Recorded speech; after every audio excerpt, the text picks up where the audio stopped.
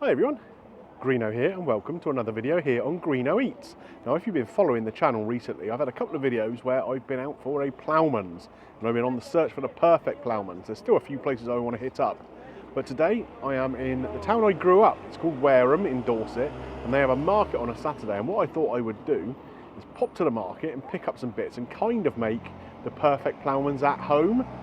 See how much it costs us, probably a fortune buying everything from the market I guess. But then it'll give us a kind of a baseline to compare everything else to when I visit other places.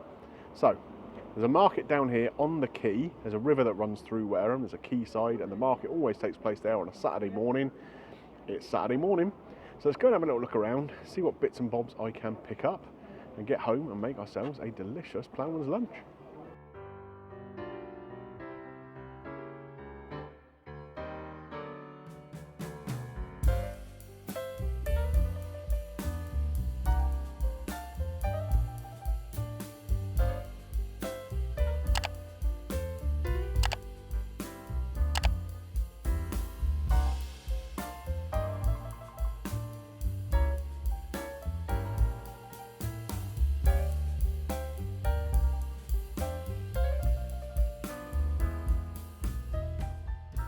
Right then guys, so we are now back at Greeno Towers, having wandered around the market, picked up all sorts of lovely stuff, a little stop in the butcher's on the way back to the car too. So let's take a look at everything that we got from the market that I've put together into this, which I think is going to be pretty much as close as you're going to get to my perfect ploughman's lunch. First up we've got the bread. Now this is bread I actually picked up in Tesco last night on a yellow sticker deal from their finest range, so that's been pretty cheap. We've got a rye and spelt sourdough and also a white crusty farmhouse kind of loaf. So both of those are going to go really nicely with the ploughman's lunch, I think. Salad wise, it's pretty simple. Lettuce, cucumber, tomato and apple. Don't really need much more than that. Although in saying that, we do have a little bit of celery to go with it. I love celery and the lovely crunch it brings. And some coleslaw that we got in the butcher's shop, which seems to be mostly mayo and very little veg. Delicious. For the cheese and meats, we have got a lovely selection of cheese here, two cheeses, a very, very mature cheddar, and also a double Gloucester. And these are from a cheese company called Greens of Glastonbury. Had greens on it, had to buy it, didn't I? We have got some lovely ham, carved at the butcher's shop, Scotch egg, and a pork pie that we also bought from a stall at the market. Can't go wrong.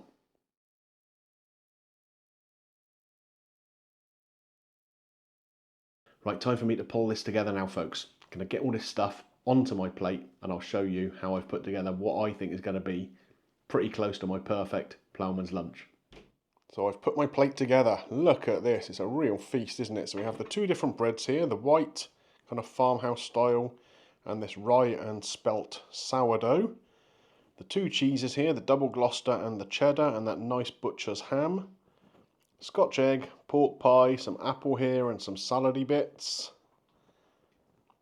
Celery, delicious. Look at this coleslaw, how creamy does that look? And here in the middle we have the pickled elements, so pickled onions here and the two chutneys. We have the real ale chutney. No, that one's the real ale chutney. That one is the ploughman's pickle. Very, very similar. Subtle differences between them though, which we'll find out as we go along. Right, time to start eating. So I'm really looking forward to getting stuck into this. What a great selection of things we have here. So where are we going to start? I think the cheese is the place that we have to go. We're going to start with this cheddar cheese. This should be a really nice, sharp, mature cheddar. Like I say, it's made by a company called Greens in Glastonbury, which is in Somerset, not too far away from where we live, just over an hour away. Little 'un has already tried this cheddar and declared it amazing. Oh, that is good. Really nice, sharp cheddar, a little bit crumbly. And it has that almost salty, grainy texture you get with a really, really good mature cheese. That is a delicious piece of cheese, that really is. The double Gloucester here is made by the same company. Should be lighter, creamier, and it is. So you don't get any of that granular texture in there. It's very smooth. It is actually surprisingly mature though. A really, really good cheesy taste to it.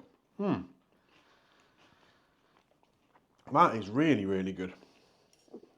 Possibly even better than the cheddar is. So, ham now. Now this was, in the butcher's shop, a piece of ham that they kind of sliced in front of me. So as you can see here, if I bring this in close enough to the camera, it's got a little, there's the fat hanging off it. That's where the flavour is. It's a nice gammon ham. Just cooked in a very traditional way. Just a nice thickness of the slice as well. It's not like wafer thin ham, but not too thick, so that it's like a great big chunk of gammon or something. That's excellent. What's going to be next? We'll try a little bit of the apple. We've got two different types of apple on here.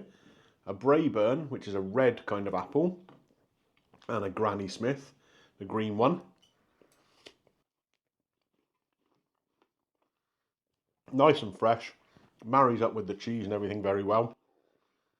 Cheese and apple is a great combination. Let's try this Braeburn one as well.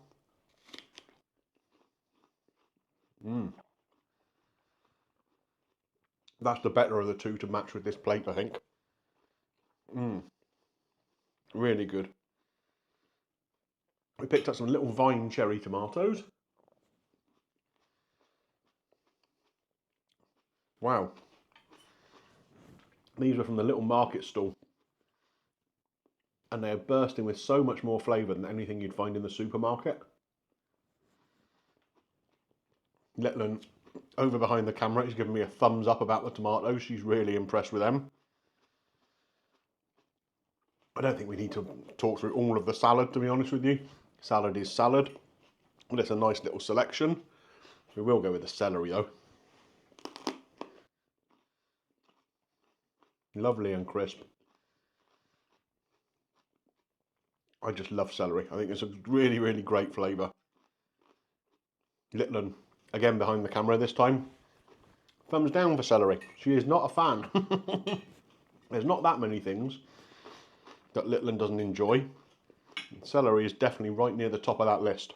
The coleslaw here, again, this was in the butcher's. They make it themselves in the store. And it's a very, very creamy coleslaw. This is not a diet coleslaw by any stretch of the imagination. Don't know if that's going to pick up the focus. Yeah, there we are, look. Really creamy, full of mayonnaise.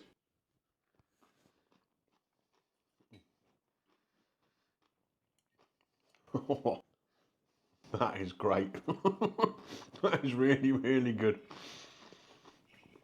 The veggies in there, even though they're completely smothered in mayo, still have a good flavour. Really nice crunch to them. This will have been freshly made this morning and we're eating it at lunchtime. That's great. Little pickled onions. Now these we picked up from a guy down at the market. Made by the same company as I've made the pickles. It's called Sarah Darlington's, I think. A little kind of artisan-ish maker. As you can see, they're quite small onions, but nice browner colour than the silver skin ones that I had recently on a Ploughman's.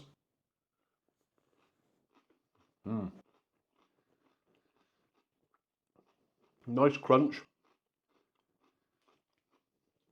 Really good whack of vinegary taste in there. The vinegar has been spiced as well. There's mustard seeds and bits and bobs in the pickling vinegar. Gives it a really nice sharp taste. Again, it goes so well with everything. The great thing about a Ploughman's is there's complementary and contrasting flavours, but it all works together. You've got sweet, you've got salty, you've got sharp. Oh, it's just great. I love a Ploughman's. Time for the pork pie. Now, again, this was bought at the market. This is a handmade pork pie.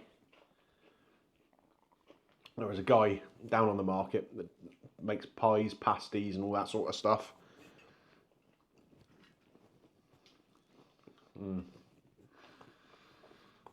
Again, if you compare that to anything you'd buy in a regular supermarket, it's like chalk and cheese. The pastry is beautiful. It's got a nice little crisp on the outside, nice and soft on the inside. The quality of the pork in that filling really does shine through.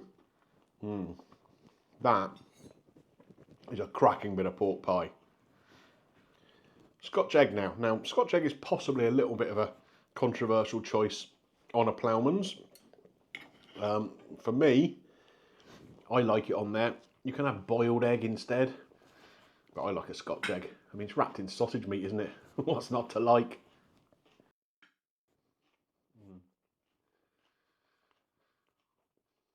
That's yummy. Egg perfectly cooked. A really nice free range egg in there as well. You can tell that from the colour of the yolk. It's a really vibrant orange colour. Nice sausage meat. Breadcrumbed, fried, but served cold. Wow, that's great. Okay, we're going to move on to the breads and the pickles. I'm going to try them together because you can't just eat pickle by itself. That would be a little bit weird. So we have, first up, the real ale chutney. And I'm going to try this with the spelt and rye bread here. This should go together really nicely.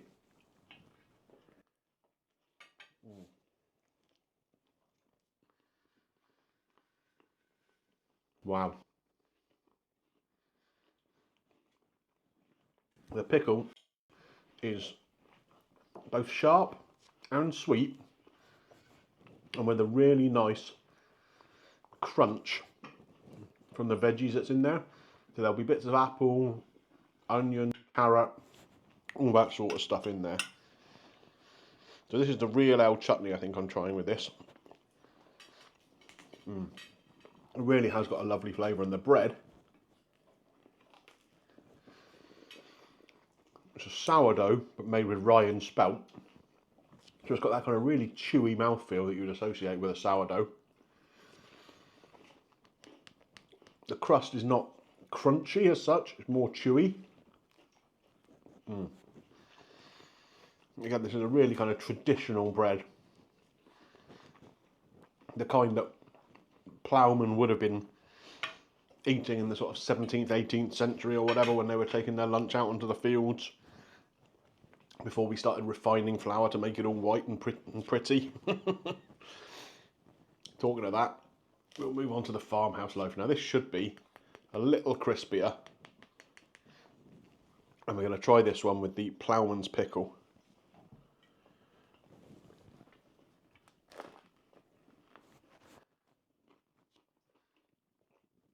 Immediately there's more of a crunch to that crust.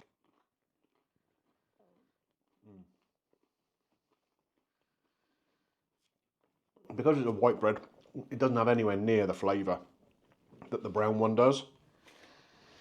But what it allows you to do is to pair up all sorts of other flavours on it, and it's just a kind of a vessel for that, really.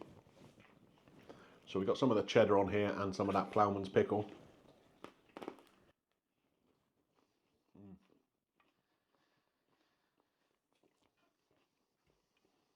It's just great.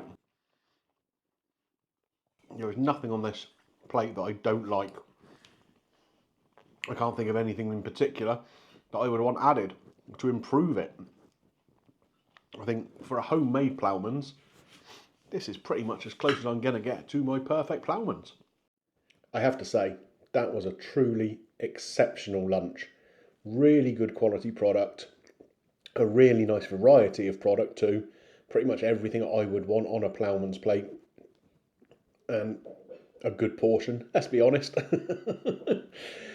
Now, the thing that amazes me about this lunch is, apart from the bread which I'd picked up at Tesco last night, part of their finest range that was on a yellow sticker, just refreshed it in the oven today to make it nice.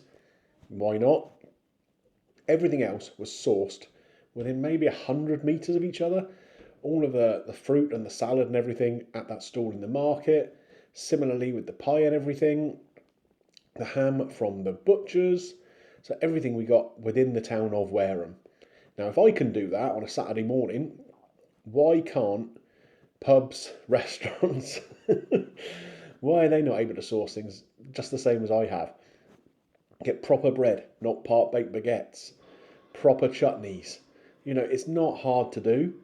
Now, I've set a baseline here, haven't I? Well, not even a baseline, something for people to attain to. I'm going to be going out over the summer still. I've got 3 or 4 more places that I want to check out to see how their ploughmans stack up. But do you know what? They're going to have to go some to beat the one I've just made for myself here. The 2 cheeses, absolutely superb. Again, picked up at the market.